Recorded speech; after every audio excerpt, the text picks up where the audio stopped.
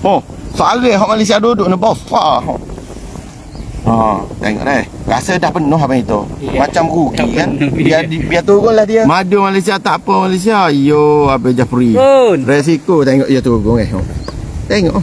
Dah itu lagu mana. Tengok turun madu. Beginilah nasib diriku yang malang, oh Tuhan. Tak boleh bersenang lenang, berehat sekejap, isteri dah meradang. Nak bekerja berat, takut repuk tulang, repuk tulang.